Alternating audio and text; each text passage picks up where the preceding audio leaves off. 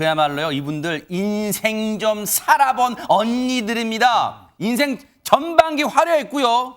이제 인생의 후반기를 조용하고 또 차분하고 하지만 화려하게 빛나게 또 보내는 분들입니다. 누굽니까? 신민섭 기자님.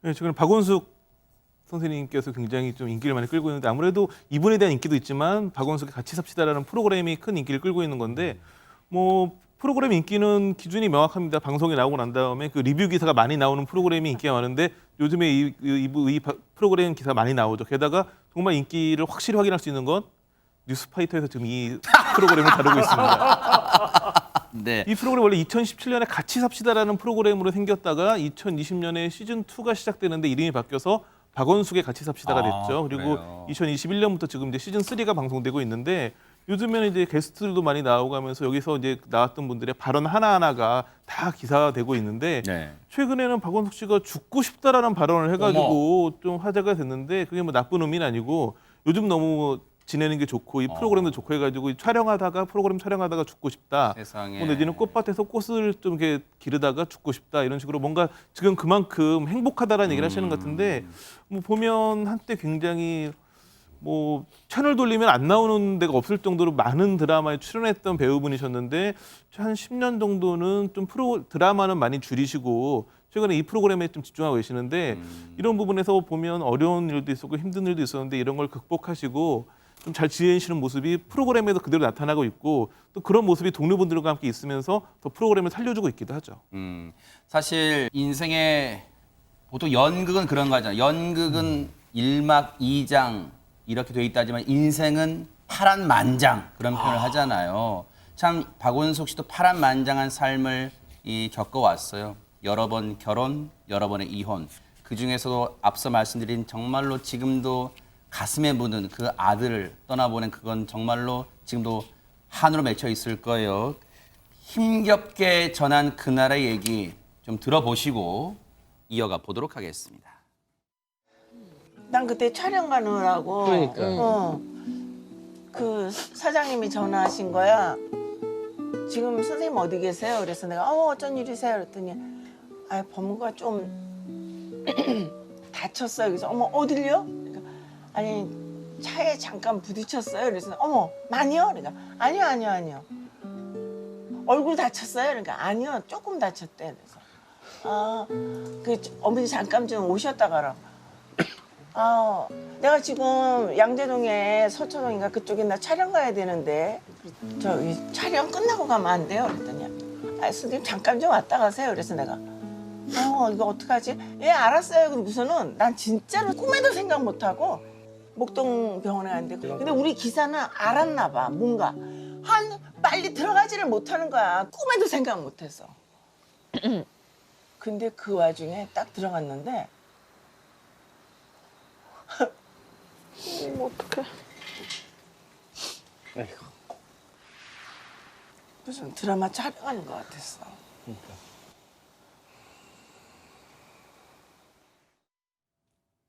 우리가 그런 표현을 씁니다. 사실 생떼 같은 자식을 잃은 아픔이라는 표현을 씁니다만 사실 저 아픔은 그 누가 알겠습니까? 누가 헤아릴 수 있겠어요? 근데 수십 년이 지났지만 지금도 가슴에 진짜 한으로 남아있을 거예요. 뭐 자식이 조금 가슴에 문다고 하잖아요. 박원숙 씨 같은 경우 이제 외아들을 2003년도에 불의의 사고로 잃은 거거든요. 이제 강서구의 한 도로에서 이제 트럭과 충돌해서 이제 사망 교통사고가 났었는데 방송사 PD로 근무를 하고 있었고요. 이제 이런 에피소드를 전해줬습니다. 이제 아들하고 함께 이제 골프를 같이 즐기기 위해서 아들에게 이제 새 골프채를 사서 일주일 전에 아들 차 트렁크에 이렇게 넣어줬었대요. 이제 그러고 나서 이제 아들과 골프를 같이 쳐보지 못하고 이제 아들이 이제 불의의 교통사고를 당한 건데 어찌 보면 또 아들의 유품이잖아요, 그게. 네. 그래서 그걸 보관하려고 했지만 너무 가슴이 아파서 도저히 가지고 있을 수 없어서 그냥 그 트렁크에 있던 거 전화해서 그대로 환불하기도 했다고 하는데요. 결국 이제 본인이 연기하고 뭐 지금 이렇게 방송 생활 하시면서 저 아픔을 조금씩 그래도 줄여내가고 계신 것 같습니다. 생전에 얼마나 지금도 아드님이 눈에 밝히겠어요. 그런데 우리가 박원숙 씨를 이제 왕언니, 연예계의 왕언니라고 부르는 이유가 있을 거예요. 그만큼 뭔가 든든한 후배들의 또 마더니 좌장 역할도 하는 것 같아요. 손정혜 변호사님. 네, 그렇습니다. 사실 박원수 씨에게는 절친한 친구들도 많은데요. 네. 정말 또 우정을 자랑하는 관계들도 있습니다. 아. 바로 배우 이경진 씨와 김영란 씨인데요. 그래요? 또 이분들은 친구끼리 또 비슷한 사연을 같이 겪게 되는 경우도 있거든요.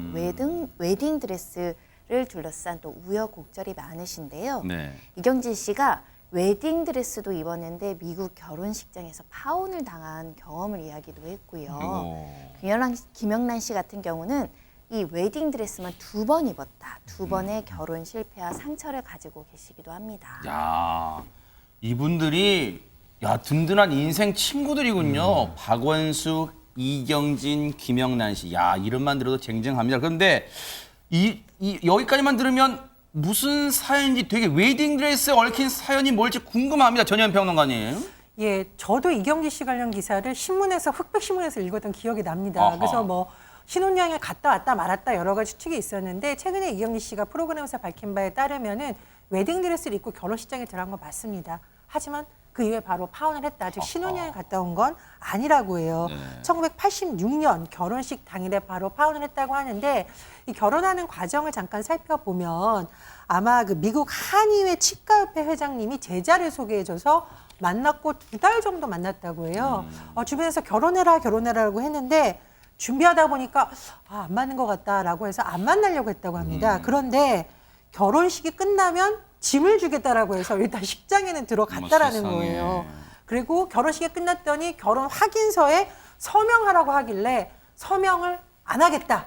그냥 파혼하겠다라고 했다라고 합니다. 그래서 결국은 짐도 못 찾고 한국으로 돌아오는 비행기를 탔다. 야, 이게 지금 전현 평론가님 말씀하신 당시에 흑백신문의 사회면에 대문짝만하게 지금 났던 얘기인 것 같아요. 그런데 와, 그때도 아름다우시지만 세월이 흘러도 참 아름다우십니다. 이경진 씨. 그런데 그래서 그 혼인 서약서에 사인을 서명하지 않아서 이혼이 아니라 파혼이라는 표현을 쓰는 걸까요? 이경진 씨가? 그거는 혼인을 한 게 아니죠. 아하. 결혼식 했다고 부부가 아니잖아요. 네. 결국은 우리나라 같은 경우도 혼인 신고를 해야 이제 정식으로 법적 부부가 되니까 이 경우에는 그냥 말 그대로 그냥 파혼이 맞겠네요. 아하. 근데 이경진 씨 같은 경우 원조 국민 여동생입니다. 그래요? 네, 74년도에 이제 MBC 공채 탤런트 7기로 데뷔해서 그 이후에 뭐 그 당시에 이제 쟁쟁한 분들과 어깨를 나란히 했죠. 뭐 누굴까요? 유진 씨, 장미희 씨, 와.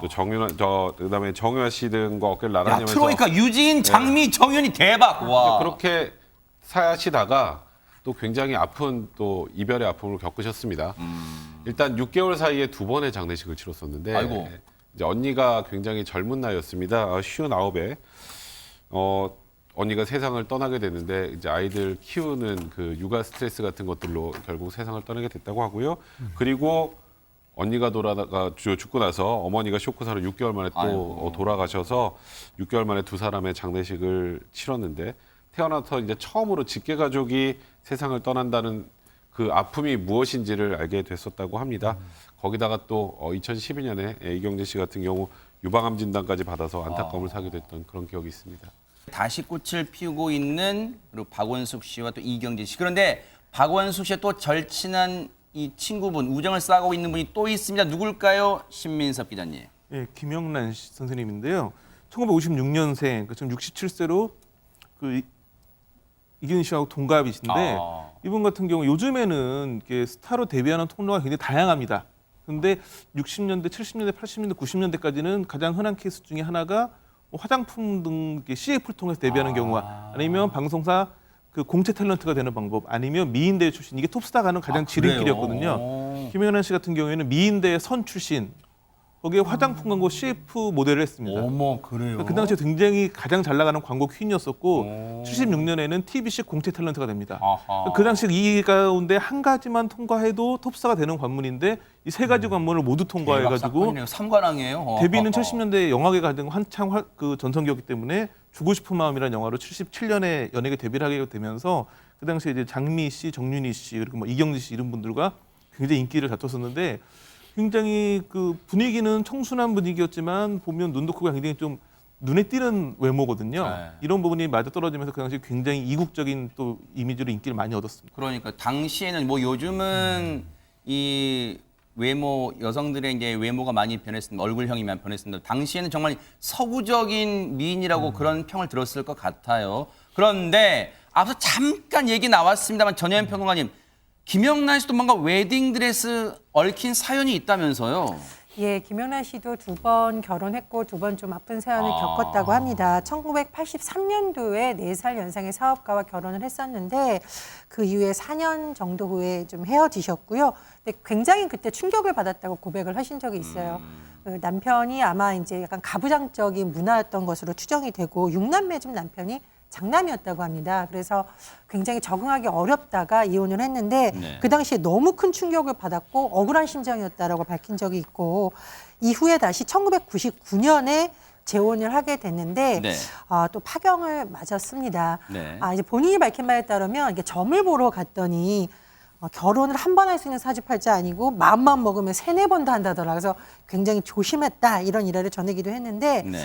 김영란 씨는 1977년 대종상 여신인상을 받았을 정도로 사실은 어마무시한 연기력을 일찍 인정받은 배우이고요. 네. 저는 김영란 씨 하면 용의 눈물에서 왕으로 나오셨다면서 큰 눈을 부릅뜨고 절규하시는 모습을 아직도 잊을 수가 없습니다. 제2의 네. 전성기 더 멋진 모습 기대하겠습니다.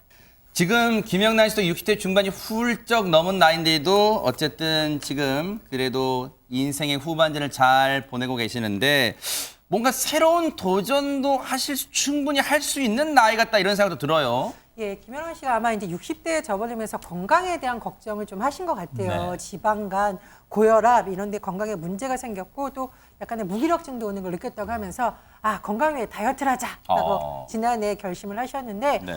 무려 62kg에서 52kg으로 10kg을 감량했다고 어머. 합니다. 그런데 김연아 씨 나이가 67세예요. 와. 이 중년의 여성들이 저 정도까지 감량을 한다는 건 굉장한 의지인데 어머, 차이 보세요. 와. 예, 혈압약 드시는 것도 단계를 낮췄다고 하고 무엇보다 30대인 딸과도 옷을 같이 입을 수 있다 이렇게 자랑했다고 합니다. 네. 근데 제가 예전에 기사를 봤는데 박완숙 씨도 아마 그 아드님 떠나보내고 운동을 해서 굉장히 다이어트도 하고 또 무기력 상태에서 벗어났다는 기사를 읽은 적이 있는데요. 보기만 해도 참 멋지고 좋습니다. 그러네요.